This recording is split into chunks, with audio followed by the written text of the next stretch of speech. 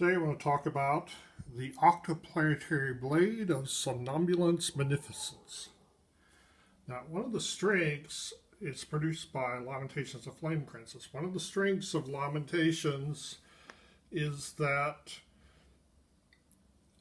magic items are not something you go to the store for, though that did happen in my campaign for a while. That magic items should be more powerful and more unique. That magic items should be the One Ring of Power or Excalibur, not the +1 sword.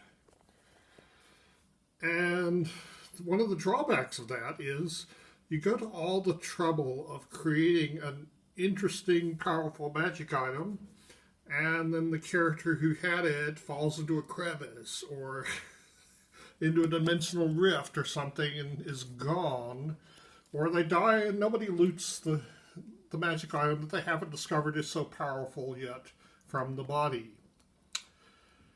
So you go to all that trouble and the magic items disappear. So anyway, Lamentations produced this magic item as a giveaway. If you bought all the stuff that they were selling at the time, you would get this book free.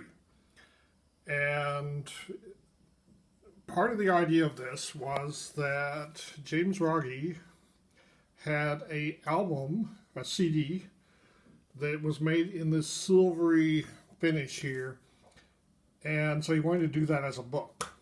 And at one point, these were all printed up and hanging in the printer drying, and it's a shame that nobody got a picture of that. That probably was amazing.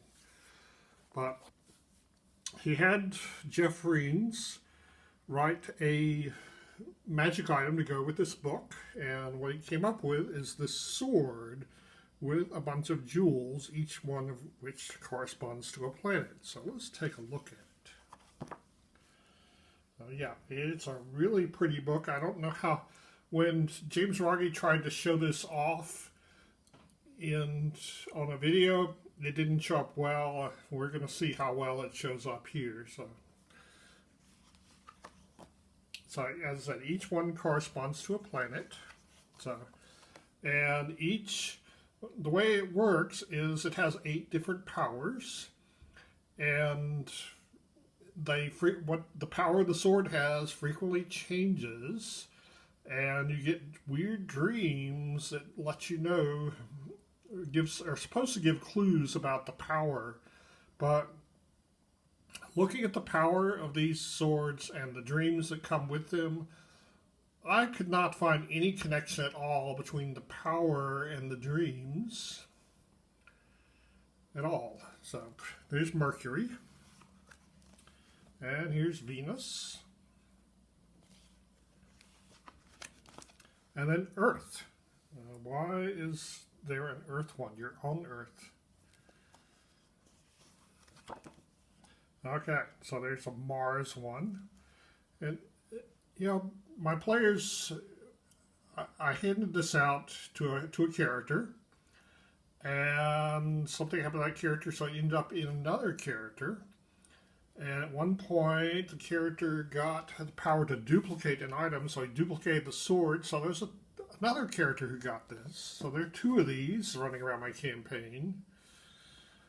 And eventually, something happened to the character who had this, and it disappeared. They never did research to find out all the powers of this sword.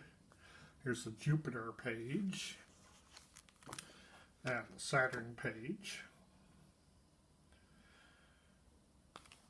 Okay, so the default setting for Lamentations of the Flame Princess is supposed to be 16th century Earth.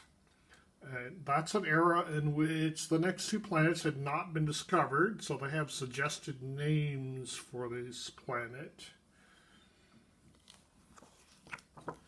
And the next planet.